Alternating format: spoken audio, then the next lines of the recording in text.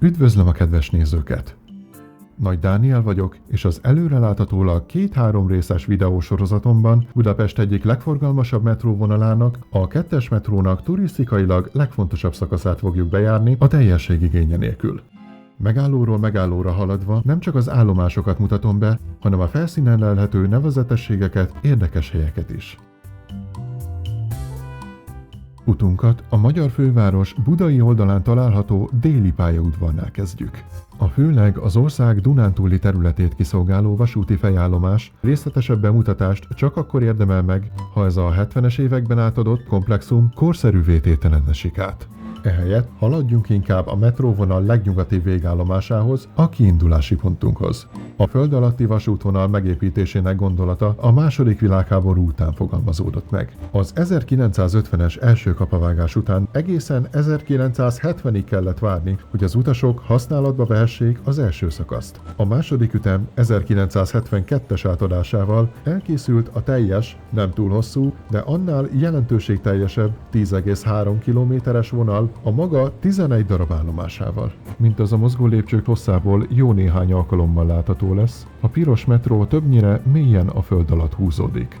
Ezt egyfelől a belvárosi környezet, a geológiai viszonyok és a Duna alatt való áthaladás indokolja, másrészt megemlítendő, hogy az egész a hidegháború kellős közepén a nagyhatalmak atomháborútól való kölcsönös félelmének időszakában létesült. Jelentős szovjet szerepvállalással, így fontos szempont volt, hogy vész esetén atombunkerként is funkcionálhasson. 2004 és 2007 között a teljes M2-es metró felújításra került, az eredeti szovjet Metrovagonmas szerelvények helyét pedig 2011-ben francia Alstom kocsik vették át. A megújult állomásokat művészileg kivitelezett, idézőjelben graffitik díszítik, melyek az aktuális állomás környezetében lévő néhány felszíni látványosságot hivatottak szemléltetni.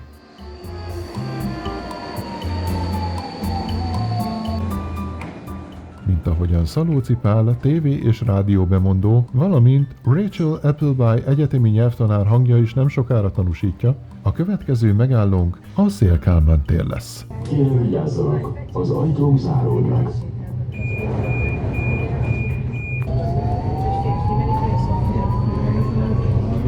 Üdvözöljük utasainkat, a Széll-Kálmán tér következik. Széll-Kálmán tér.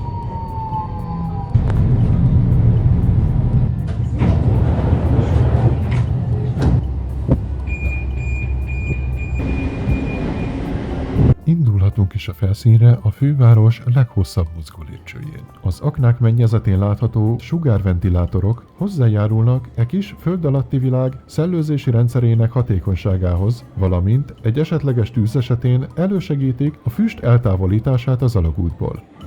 A Széll-Kálmán tér ma a budai oldal egyik legforgalmasabb közlekedési csomópontja. A 2-es metrón kívül számos villamos és buszvonal találkozási helye, csak úgy, mint az embereké. Mielőtt az 1930-as, 40-es években el nem kezdték közlekedési csomóponttá fejleszteni, a környék átélte a török uralmat, volt már agyagbánya téglagyártáshoz, a tevékenység miatt keletkező bányatavat felhasználva a korcsolyapálya, később sporttelep is. Az egykori miniszterelnök Széll-Kálmán nevét 1929-ben kapta meg, mely név nem volt túl hosszú életű, ugyanis nem sokkal a szocializmus bevezetése után 1951-ben Moszkva térré keresztelték át, és 60 esztendőn át az is maradt. A tér, noha 2011-ben visszakapta eredeti elnevezését, a régi rendszerben felcseperedett emberek nyelvére továbbra is a Moszkva tér áll rá jobban. A tér névadója, akinek szobra éppen látható, az osztrák-magyar dualizmus korának egyik meghatározó alakja. A 19. század végén, 20. század elején aktív politikus és közgazdász, pénzügyminiszterként sikeresen konszolidálta az államháztartást, majd 1899 és 1903 között Magyarország miniszterelnökeként olyan reformokat vezetett be, melyekkel ideiglenesen ugyan, de rendezte a monarchia gazdasági viszonyait. Az ukrán származású magyar képzőművész Kolotko Mihály neve sokak számára ismerősen csenghet. Noha művészetének korai szakaszában nagyméretű köztéri alkotásokat is készített, leginkább jópofa miniszobrairól lett ismert, melyek az ország egyre több pontján várják, hogy az arra sétálók megleljék őket. nem volt kivétel a Széll-Kálmán tér sem, ahol a 70-es évek népszerű magyar bábfilm sorozatának főszereplője, Mekkelek egy lépcsőkorlátjánál figyeli a történéseket. A környék legfigyelemre méltóbb létesítménye a kapuit 1926-ban megnyitó postapalota. Az eklektika és a késői szecesszió jegyeit is magánviselő épület hosszú ideig szolgált a Magyar Posta főhadiszállásaként. Sajnos a világháború bombázásait ő sem úszta meg, de a háborút követően sikerült helyreállítani, és egészen a 2000-es évek elejéig ismét a posta vette birtokba. Az ezredforduló után sokáig üresen állt, míg nem 2018-ban a Magyar Nemzeti Bank tulajdonába került, amely műemléki felújítást végeztetett rajta. Az alsóbb szinteken kialakították a Magyar Pénzmúzeumot, míg a felsőbb emeletek a Nemzeti Bank irodái lettek. Eközben egy a Széll-Kálmán teret és a Krisztina körutat összekötő gyalogos átjáró is létrejött, mely a postapalota tervezőjének, Sándi Gyulának nevét kapta meg. Sétálván a folyosón útközben egy látványos installáció pillantható meg, az aranyvonat. A második világháború során a Magyar Nemzeti Bank aranytartalékát Ausztriába menekítették. Ez az aranyrudakból kirakott vonat, ezen tartalék 1946-os hazahozatalát és az egész mentés folyamatának sikerességéért tett, gyakran életet kockáztató erőfeszítéseket szimbolizálja. Tovább haladva az átjárón az épület Krisztina körúti oldalához jutunk. Itt kapott helyet egy ősi magyar jelkép, a Csodaszarvas szobra. E mitikus teremtmény a hun-magyar eredetmonda egyik legismertebb és legfontosabb alakja. A legismertebb történetben Hunor és Magor, a magyarok és hunok ősei egy vadászat során a csodaszarvast üldözték, mely során a lény elvezette őket egy új, termékeny földre, mutatván nekik az irányt a népvándorlás során. Noha nem közvetlenül a Széll-Kálmán téren keresendő, említést érdemel az onnan egy kevés gyaloglással elérhető, 2001-ben megnyitott Millenáris Park. A helyszínt a 2017 és 2019 között a parkhoz épített Millenáris szélkapu felől közelítem meg. A bejáratnál szökőkút fogadja az embert, mely ábrák és szövegek mátrixos megjelenítésére egyaránt alkalmas. A szélkapu név egyaránt sejteti a Széll-Kálmán térhez való közelséget és a terület egy másik rendkívül fontos rendeltetését, egy új, szellőző folyosó biztosítását, melynek hatására a János-hegy felől érkező légáramlatoknak már nem szabnak gátat a korábban itt elterülő épülettömbök. A szélkaput úgy 20 évvel megelőzte a Millenáris Park létrejötte Buda szívében, ahol a múlt ipari öröksége találkozik a modern városi élettel. A nagymúltú Ganz villamossági művek már régóta nem működő gyáregységének területén néhány épület megtartásával, felújításával, ezeknek új funkció adásával és zöld terület kialakításával megépült zóna mára kulturális és közösségi tér, rendezvényhelyszín, kiállításoknak otthont adó hely és pihenő övezet is egyben. Jelenleg Kapu Tibor nemzetközi űrállomáson való jelenlétéhez kapcsolódóan a magyarok űrkutatáshoz, űriparhoz a kezdetektől való hozzájárulásáról szóló kiállítás tekinthető itt meg.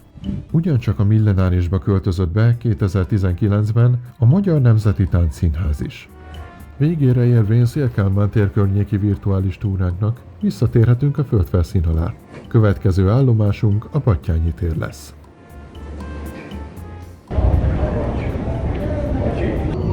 Battyányi tér.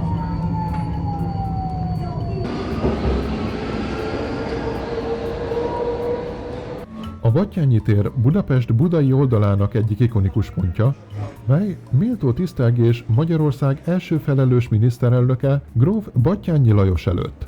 Története egészen a 17. századig nyúlik vissza, amikor is országos vásárok helyszíne volt.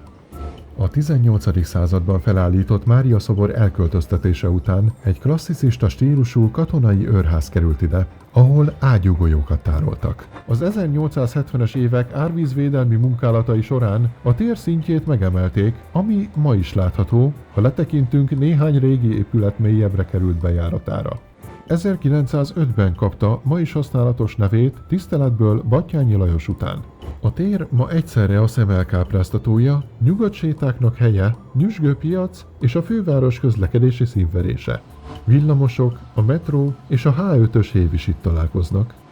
A teret uraló Szent Anna templom barokktornyai méltóságteljesen emelkednek az ég felé. A római katolikus plébánia megalapítása már 1390-ben megtörtént, de a törökök elpusztították, majd sokáig más célokat szolgáló ház magasodott az alapjain. A katolikusok egyre gyarapodó száma indokoltá tette egy templom megépítését, amit a hívek végül 1761-ben kaptak meg. A magyarok Kárpát-medencébe jövetelének milleniumi ünnepségére gigantikus építkezés hullám vette kezdetét a városban, melyből nem maradhatott ki a 19. század végének eleganciáját tükröző vásárcsarnokok felhúzása sem. Ezek egyike volt a Batthyány téri piac. Méretében és megjelenésében is lényegesen szerényebb, mint a turisták által már jól ismert fővámtéri vásárcsarnok, de azért ez is bőven alkalmas arra, hogy homlokzatával és belső tereivel elkápráztassa a szemeinket. Az egykoron klasszikus, zöldséges, gyümölcsös, húsos piac ma már sokkal inkább egy több boltnak otthont adó üzletházként működik. A templom és a vásárcsarnok csodálatosak ugyan, ám a tér legfőbb attrakciója mégis annak kitűnő fekvése. Ugyanis majdnem pontosan vele szemben a Duna túlpartján tűnik fel a Magyar Parlament monumentális épülete, mely a víztükrön lebegve mind képeslapok, mind milliónyi turistafotó ihletője. Innen nem csak napközben, de a fényárban úszó éjszakai időpontokban is épp oly lenyűgöző a látvány. Szétnézvén egy kicsit a tér tágabb környezetében is, észak felé haladva pillanthatjuk meg a Szent Ferenc-sebei katolikus templomot. A mellette lévő kolostor ferences szerzetesek kezdeményezésére jött létre, ám felszentelése után csak rövid ideig működtetett eredeti rendeltetésének megfelelően. Előbb bécsi apácák kórházzá alakították, a kommunizmus bevezetésekor idősek otthonává tették, és ma is aként működik a máltai szeretetszolgálat működtetésében. Délfelé ballagva a budai oldal Dunaparti látképének egyik gyöngyszeme sejlik fel. Jellegzetes zsolnai cserepekkel fedett teteje már messziről vonzza a tekinteteket. A térségben az 1880-as évekre már kellőképpen nagyra nőtt református közösség számára szükségessé vált egy saját istentiszteleti hely megépítése. A tervezés feladata a pályázati nyertes Pec Samujé lett, aki részben a neogótizmus stílusjegyeit csempészte alkotásába, mely leginkább a templom belsejében érhető tetten. A református templomtól karnyújtásnyira rejtőzik a Korvin tér. Rajta a Lajos úttal, és az egykor a helyi polgárság kulturális életének központjául szolgáló budai Vigadóval. Kinézetében az eklektika és szecesszió egyaránt érezteti hatását. Bálok, fogadások, ünnepségek, zenésestek, színdarabok, kiállítások és egyéb művészeti események zajlottak a falai közt. Legutóbb 2015-ben esett át teljes körű felújításon, és manapság a hagyományok házaként működik, melynek célja, hogy megőrizze, kutassa és továbbadja a Kárpát-medencei magyar népi kultúra értékeit. A 2000-es évek elején egy mélygarázs kivitelezését megelőző régészeti feltárás során az agyagos altalajban jó állapotban megőrződött lábnyomokat találtak, amelyek kora több mint 30 000 évre tehető. A helyszínen a Duna egyik mellékága folyhatott, amelynek partmenti iszapjába ősemberek léptek, bizonyítékot szolgáltatva arra, hogy Budapest térsége már akkor is lakott volt. Az eredeti példányt gondosan őrzik. Az itt kiállított darab egy róla vett gipszöntvény. Noha megszámlálhatatlan mennyiségű érdekességet lehetne találni még, muszáj folytatnunk utunkat. A metrón a következő célállomásunk a Kossuth Lajos tér lesz.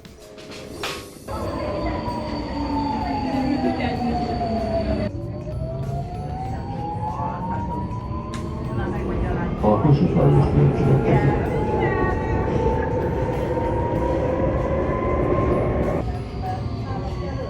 Kossuth Lajos tér.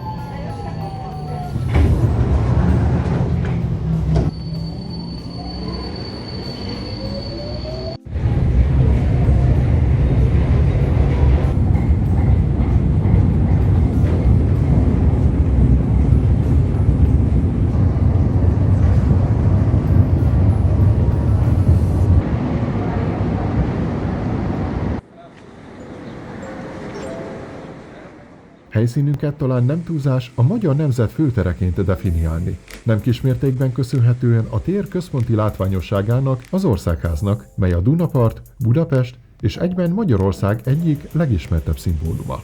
A magyar törvényhozásnak méltó helyet adó, A nemzeti identitást tükröző, a magyar kultúra és történelem felett több mint egy évszázada örködő, egyben hatalmas turisztikai attrakciót jelentő palota megépítésére a 19. század végén kiírt tervpályázat győztese Steindl Imre lett, aki egy neogótikus stílusú épületet álmodott meg a Duna partjára, gazdagon díszített homlokzatokkal, csúcsívekkel, kőcsipkékkel és szobrokkal. Az első kapavágás 1885-ben történt meg. A kész épületet 1904-ben adták át, és máig Európa egyik legnagyobb, sőt, talán legszebb középülete maradt. A parlament 268 méter hosszú, 123 méter széles, és közepén magasodik a 96 méteres kupola, mely a magyarok Kárpát-medencébe jövetelének évszámára a 896-os honfoglalásra utal.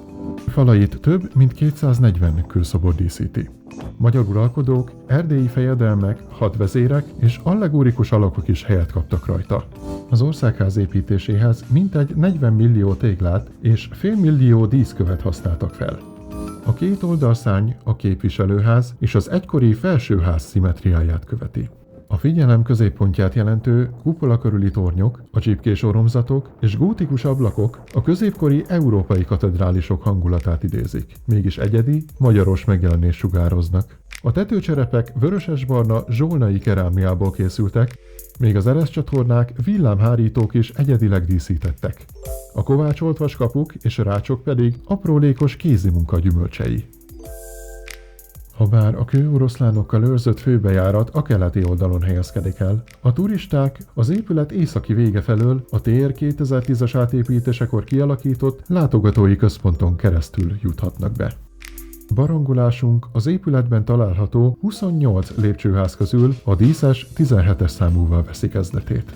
Már itt szembetűnik az az elképesztő mennyiségű aranyozás, amely a parlament egész belső terét jellemzi, és amihez összesen 40 kg 22-23 karátos aranyat használtak fel. A helységeket épületszerte díszes folyosók és lépcsőházak kötik össze, melyek mindegyikében pazar szőnyegeken sétálhatunk végig, miközben gyönyörködhetünk a többi tér stílusához illeszkedő ablakokban, faragott szobrokban, falfestményekben, dizájnban. Még a parlament szerte megtalálható összesen 13 darab felvonó stílusát sem bízták a véletlenre. Különösen a reprezentatív terekhez közeli lifteknél. Külön érdekesség a jó néhány folyosón elhelyezett szivaltartó állvány, ami az ülések közbeni szünetekben könnyítette meg a régmúltban teljesen elfogadott szenvedélynek hódolók dolgát. Látogatásunk a díszlépcsőházban folytatódik. A 96 lépcsőfokon végigfutó vörös szőnyeg már önmagában királyi hatást kelt. A falakat aranyozott díszítések, míves kandeláberek és muránói üvegből készült csillárok ékesítik. A mennyezeten pedig Lotz Károly festőművész grandiózus alkotásaiban gyönyörködhetünk. A csarnok két szélét Róth Miksa fenséges ólomüveg ablakai tarkítják, és a lépcsőházat 8 darab, egyenként 4 tonnás gránitoszlop övezi. A lépcsősor végén a kupola csarnokba jutunk. Ez az országház szimbolikus központja. 12 óriási oszlopával, az összes addigi magyar uralkodót megtestesítő színes szobraival, valamint aprólékosan díszített, lenyűgöző belmagasságot szolgáltató kupolájával talán ez a parlament legszebb része. Mégis már egy ideje tilos a fotózás a helyszínen. Itt őrzik a magyar államiság legfontosabb ereklyéjét, a Szent Koronát és a hozzátartozó koronázási ékszereket, vagyis a jogart, az országalmát és a kardot. Az alsó rész egy bizánci eredetű abroncskorona az 1070-es évekből. A felső latin rész valószínűleg az 1050-1090 közötti időszakban készült a német-római császárság területén. A két részt harmadik Béla király 1172 és 1196 közötti uralkodása idején egyesítették. Érdekesség még a korona tetején található ferde kereszt. Ez valószínűleg egy 17. századi szállításkori sérülés eredménye. A szenttárgyak mellett a koronaőrség tagjai folyamatosan díszőrséget állnak. Az őrségváltás óránként történik, magunk mögött hagyva a kupolacsarnokot, utunk a főrendházi társalgóba vezet. A parlamentet eredetileg 2 kamarás országgyűlés számára tervezték, abban az időben, amikor az ország területe többszöröse volt a mainak, és amikor noha jogi értelemben már megszűnt a feudalizmus, még megvoltak annak maradványai. Az alsóházban a nép által választott képviselők foglaltak helyet, akik törvényjavaslatokat terjeszthettek elő, megvitathatták azt, interpellálhattak, és végső soron megszavazhatták a törvényeket. A felsőházban az arisztokrácia képviselői üléseztek. Az ő jogköreik jóval korlátozottabbak voltak. Céljuk az volt, hogy a nemzet elitjeinek tanácsait is beemeljék az alsóház általi törvényhozásba. A manapság már nem törvényhozási célokat szolgáló felsőházi ülésterem az északi szárnyban található. A turistáknak ez a terem, illetve a hozzá kapcsolódó főrendházi társalgó kerül bemutatásra. Az előtér egyik legszembetűnőbb eleme a türkisz színű, teljes mértékben kézi csomózású szőnyeg, ami kategóriájában Európa legnagyobbika. A zsolnai porcelángyár egyik védjegyének számító anyagából, a pirogránitból készült temérdek-szobor a tudományok, foglalkozások bemutatásán felül olyan allegorikus alakokat ábrázol, mint például a bölcsesség, béke vagy háború. Lotz Károly mennyezeti freskóin kívül a berendezés gazdagítják még elegáns bútorok, valamint számozott szivartartók is. Belépvén a főrendházi ülésterembe megcsodálhatjuk annak lenyűgöző atmoszféráját. Napjainkban különféle előadásokat, protokolláris eseményeket, nemzetközi konferenciákat, ünnepélyes üléseket, diákprogramokat tartanak benne. Díszítésekor ez esetben sem spóroltak az aranyozással. A bútorok benne a patkó alakban elrendezett 453 ülés és a föléjük magasodó, aprólékosan faragott szónoki emelvény különféle nemes fafajtákból, a szemkápráztató kazettás mennyezet, melyet gótikus boltozati elemek is kiegészítenek, pedig szlavóniai törgyből készült. A pulpitus mögött Magyarország történelmi uralkodó családjainak címerei és hazai festők a nemesség szerepét kihangsúlyozó alkotásai sorakoznak.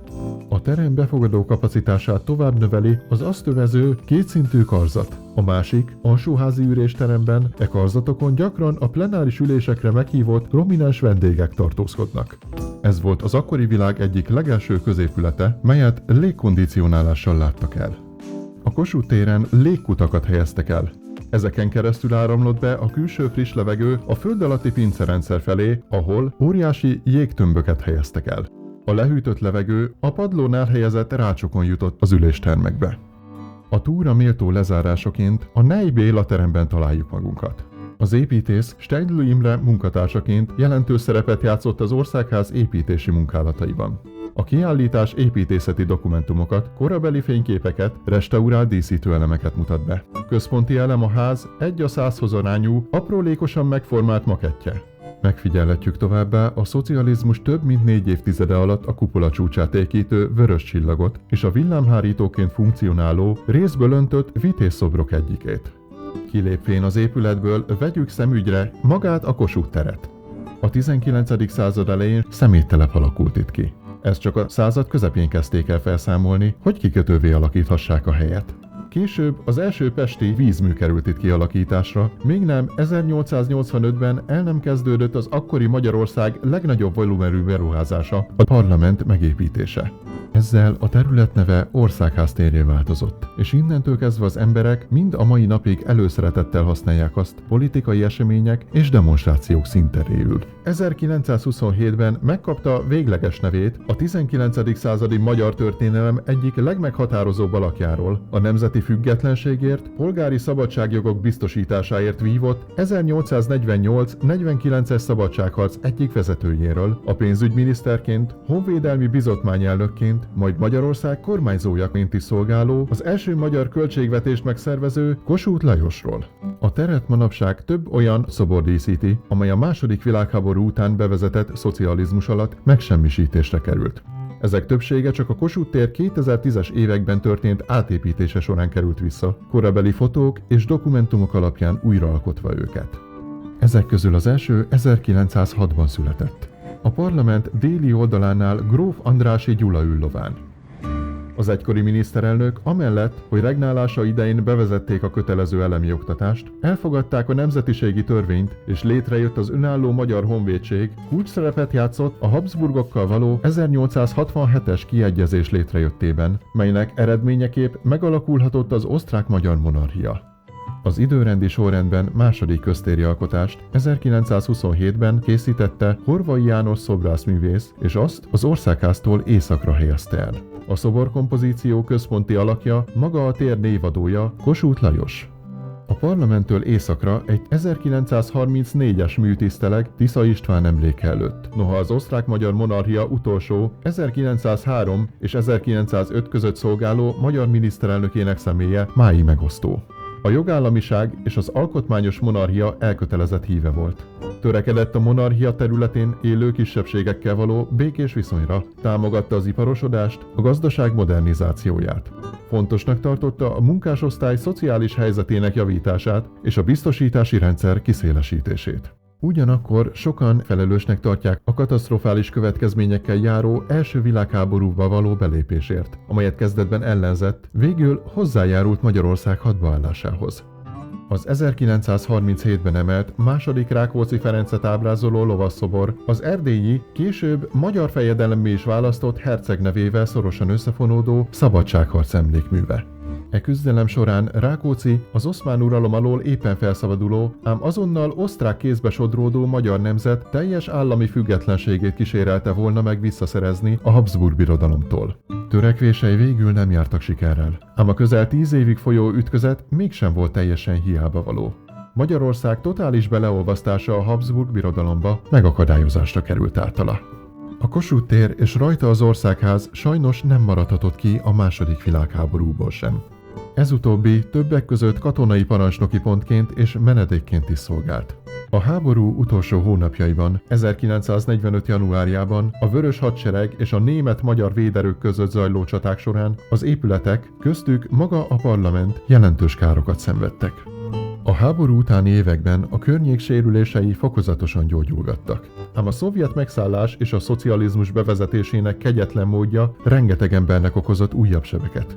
Az indulatok egyre csak gyűltek, egészen addig, míg nem széleskörű tüntetés, majd forradalom nem szerveződött 1956-ban.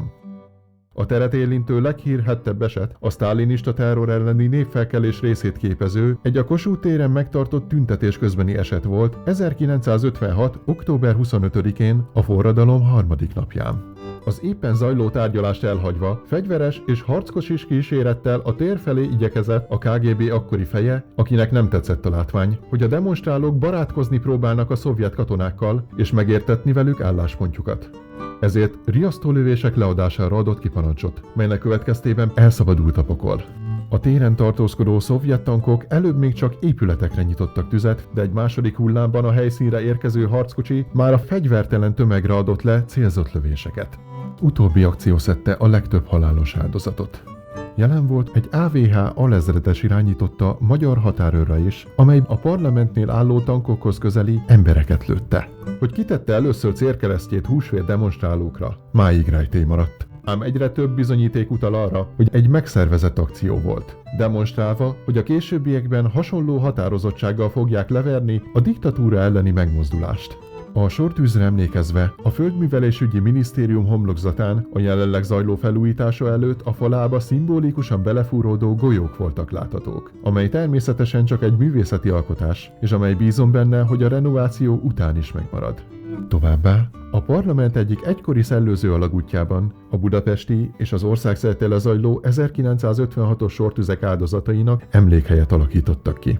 A felszínről levezető lejáró falába szándékosan lőttek bele, ezzel is szimbolizálva az 56-os történéseket. Dacára annak, hogy a forradalom leverésre került, a sztálinizmushoz foggal körömmel ragaszkodó Rákosi Mátyás rendszerét egy sokkal puhább, emberbarátabb szocialista rendszer váltotta fel, a háború utáni időknél érezhetően jobb életminőséget biztosítva. A terület teljesen lecsupaszítottá vált sok aszfalttal és hatalmas felszíni parkolóval. Minden elemében azt szolgálta, hogy ott tüntetéseket soha ne lehessen tartani, csak is állami reprezentatív ünnepségeket. Az emberek a rendszerváltás követően ismét birtokba vehették a teret, demokratikus jogaik gyakorlása céljából, és a lehetőséggel folyamatosan éltek is. Eljutván a jelenkorhoz, szemléljük meg közelebbről az Alkotmány utca Kossuth tér felőli végén az első világháborút lezáró, Magyarország számára hatalmas területi veszteséget okozó trianoni békediktátum 100. évfordulójára megszületett Nemzeti Összetartozás emlékhelyét. Amint egy 100 méter hosszú sétány, a Kossuth tér felől folyamatosan a földfelszín alá lejt, miközben falait olyan gránit téglák díszítik, melyek legtöbbjébe egy-egy magyar település nevét vésték, legyen az a jelenlegi határokon belül, vagy a békeszerződéskor elcsatolt területeken. A történelmi Magyar Királyságban 1913-ban összeírt 12.485 darab település mindegyike felfedezhető a falakon. A különböző betűméret az akkori lélekszámot szemlélteti. A folyosó végéhez érve egy körbejárható, 7 szegmensre hasított gránittömböt pillanthatunk meg, melyek központjában egy örökké égő láng foglal helyet. A szegmensek a mai utódállamokat szemléltetik, az örökláng pedig a még ezt a sokkot is túlélő mai Magyarország szimbóluma. Az országháztól délfelé haladván előbb a miniszterelnöki hivatal sejlik fel. A tér rekonstrukciója idején ő is alapos ráncfelvarrást kapott, visszakapván a világháború során elveszett részeket. Nem messze tőle a híres magyar 20. század elejé költő József Attila kémleli merengőn a Dunát. Marton László szobrászművész 1980-ban leleplezett alkotása eredetileg jóval távolabb került elhelyezésre a parttól. Azonban jobbnak látták, ha jelenlegi helyére költöztetik, hogy ezzel utaljanak József Attila a Dunánál című versére, amiben a költő a belső vívódását, a magyarok viharos történelméhez és az emberiséghez való viszonyát, a múltból való tanulságok levonásának fontosságát, valamint a nemzeti azonosság kérdését egyaránt körüljárja, központi szimbólumként használva magát a folyót. Ha kicsit visszább gyalogolunk a sétányon, a Parlament és a Széchenyi tér közötti szakaszon egy mélyen megrendítő és emblematikus emlékmű tárul elénk. A Duna partján sorakozó bronzcipők azon áldozatoknak állítanak emléket, akiket a szélső jobboldali magyar nyilaskeresztes párt meggyilkoltatott. A nácik közvetlen bábjaként funkcionáló Szálasi Ferenc által irányított kormány fegyveres különítményei 1944 és 45 között több ezer elfogott embert hurcoltak a Duna partjára. Majd ott levetkőztették és főbelőtték őket úgy, hogy testüket a víz elmosta. Többségében zsidókról volt szó, de az áldozatok között akadtak más ideológiai ellenségek is. Az üres cipők sokkoló és egyben elgondolkodtató látványa mindenkit arra kell, hogy tanítson, hogy sehol a világon soha többé ne ismétlődhessen meg az akkori, embertelen méreteket öltő kegyetlenség, és senki ne hagyja többé magát ilyen irányban befolyásolni. A köztéri művet a török származású magyar filmrendező Kán Togály alapötlete, koncepciója nyomán Bauer Gyula szobrász készítette el. Felavatására 2005. április 16-án a Magyar Holokauszt Emléknapján került sor. Miközben visszagyalogolunk a Parlament irányába, még gyönyörködhetünk egy kicsit a Dunapart látványában. A nem soká bemutatásra kerülő helyszín nem közvetlenül a Kossuth téri metró megállónál található, de mindenképpen említést érdemel, és alig pár perc sétával elérhető. Ám amint utunk a Parlamenttől kezdetét veszi felé, előtte még a sarkon egy kis terecskébe botlunk, mely a Tanácsköztársaság idején a kommunista vörös terror során 1919-ben elhurcolt vagy kivégzett ártatlan áldozatoknak lett szentelve. Az emlékmű és a terecske által kijelölt irány tartva az emlegetett Szabadságtéren találjuk magunkat. Azon felül, hogy a helyszín a hatalmas zöld felületével, szökőkutyával, játszóterével, gyakori szabadtéri rendezvényeivel, napjainkban a turisták, helyiek, családok, piknikezők és járókelők egyik kedvelt közösségi tere, múltja drámai eseményeket és emlékművei szimbolikus jelentéseket is hordoznak. A tér helyén a 18. század végén épült úgynevezett új épület állt, amely katonai börtönként vált hírhedté. Többek között itt végezték ki Batthyány Lajost, az első felelős magyar miniszterelnököt. 1897-es lebontása után helyét parkosították, így jött létre a Szabadságtér, amely nevét az 1848-49-es szabadságharc emlékére kapta. A teret szecessziós és neobarokk paloták, illetve impozáns középületek veszik körül. Köztük az egyik legmeghatározóbb a felújításának már a célegyenesében járó Magyar Nemzeti Bank székháza, amely 1924 és 1928 között épült, Sándi Gyula tervei alapján. Tekintélyt parancsoló megjelenésével a pénz világának komolysága és az intézmény jelentősége minden arra járó számára világossá válik. Alapvetően neoklasszicista stílusa a klasszikus görög-római stílusjegyeket veszi alapul, mint például a jellegzetes oszlopok, a szimmetria vagy éppen a monumentalitás. Ugyanakkor díszítéseiben megjelennek szecessziós motívumok is. Belső teleiben pedig már art deco elemek is felfedezhetők. Az épületben mind a mai napig a Magyar Jegybank központi szervei működnek. Vele át ellenben az egykori tőzsdepalota terül el büszkén. Az impozáns neobarokk épületet Alpár Ignác tervezte, és 1905-ben készült el. Hatalmas oszlopai, ugyancsak szimmetrikus kialakítása és fényűző hatást kölcsönző dekorációi a korabeli gazdasági élet fénykorát idézik. Az eredetileg a budapesti áru- és értéktőzsdének otthont adó palota a szocializmus bevezetése után előbb Lenin intézet, aztán Technikaháza, majd 1955 és a rendszerváltást is túlélve 2009 között az államilag üzemeltetett Magyar Televízió székháza lett. Miután ez utóbbi sokkal modernebb komplexumba költözött, a tőzsdepalota sokáig üresen állt, és szellemház hangulatát kihasználva filmesek, fotósok is előszeretettel használták díszletként. 2024 végén egy befektetőcsoporthoz került, akik célja, hogy felújítását követően az eredeti, reprezentatív hangulatát visszahozván újra életet leheljenek bele irodákkal, kereskedelmi és közösségi terekkel. A tér központi helyén magasodik a szovjet hősi emlékmű. Habár megléte örök vita tárgya, mégis tagadhatatlan tény, hogy 1945-ben a Vörös Hadsereg katonáinak köszönhetően szabadulhatott fel Budapest a náci uralom alól. Persze hamar nyilvánvalóvá vált, hogy a szovjet katonák nem igazán akarták elhagyni az országot, vagyis az egész egy újabb okkupáció, és sokak számára egy másik rémulalom kezdete. De az 1945 májusában Antal Károly szobrász által állított műemlék kifejezetten a nácik felett aratott győzelem előtti tisztelgés céljából jött létre. A kb. 20 méter széles, kőből épült, félkörívek közepén egy 15 méteres obeliszk tör az ég felé. A domborműveken szovjet katonák, ápolók, sebesültek, valamint ikonikus budapesti épületek fedezhetők fel. Az obeliszk tetején megfigyelhető aranyozott ötágú csillag, valamint az oldalán lévő sarlókalapács szintén hozzájárul a mű itt létének felemás megítéléséhez. Némiképp kompenzálja a dolgot azon két amerikai elnök szobra a téren, akik kapcsolatba hozhatók a vasfüggöny lebontásáért folytatott küzdelmekkel. Az egyik Ronald Reagan, aki jelentős szerepet töltött be a hidegháború lezárását illetően, a másik szobor George H.W. Bush-t ábrázolja. 1989. júliusában, a szocializmus végóráiban ő volt az első hivatalban lévő amerikai elnök a hidegháború kezdete óta, aki Magyarországra látogatott. Beszédét nagy esőzés közepette tartotta meg, melyek során a szövegét tartalmazó papír teljesen elázott, így végig rögtönzött.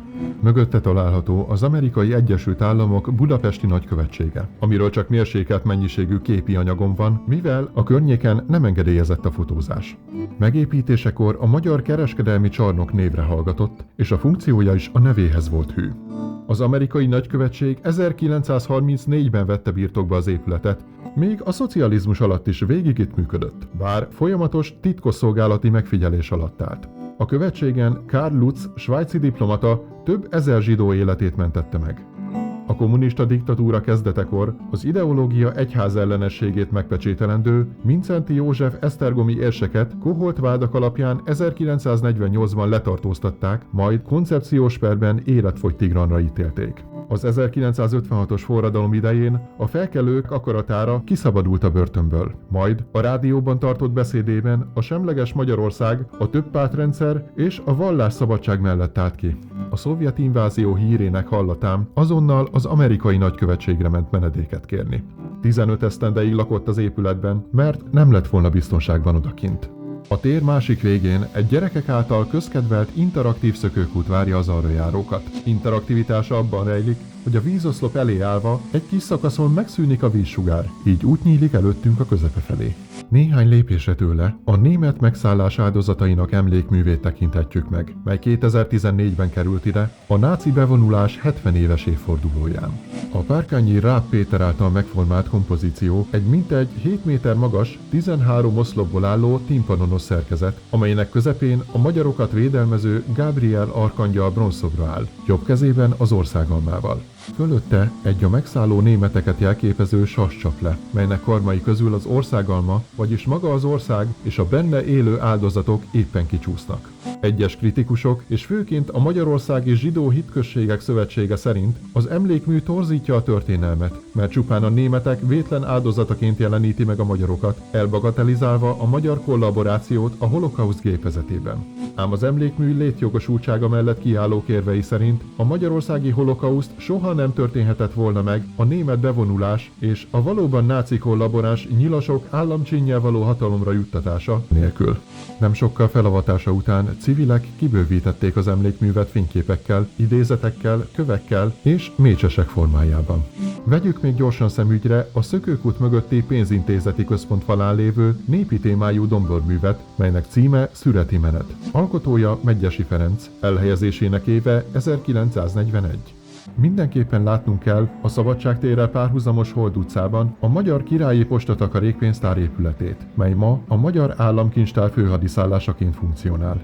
1901-ben került átadásra, és a rajta tetten érhető szecessziós stílusnak kifejezetten Magyarországra jellemző ága sokak számára ismerős lehet, hiszen a tervek Lechner Ödön érdemei, aki mellé ezúttal Baumgarten Sándor is csatlakozott társtervezőként. Az egyetemleges Art Nouveau stílus és a magyar népi motívumok ilyetén összeházasítása országszerte vagy éppen az egész Kárpát-medencében több hasonló építményt szült.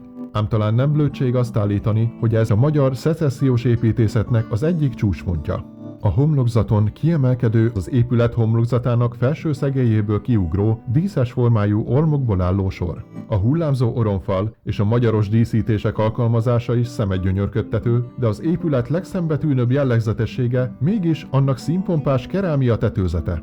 A tetőt borító mázas cserepek és kerámia díszítések jelen esetben is a pécsi zsolnai manufaktúra termékei. Díszítései átvitt értelmet is hordoznak. Például mély kaptár és mély motívumok is megjelennek, így jelképezve a takarékosságot.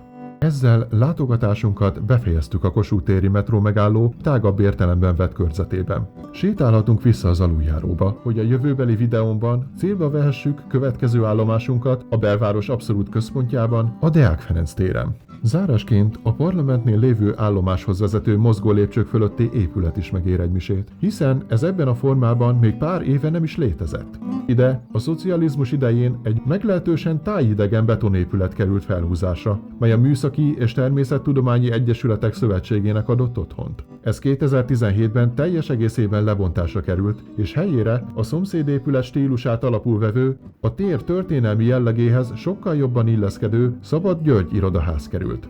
Földszintjén az említett metrólejáró, illetve étterem is működik. Ennyi fért a budapesti 2-es metróvonalról szóló sorozatom első részében.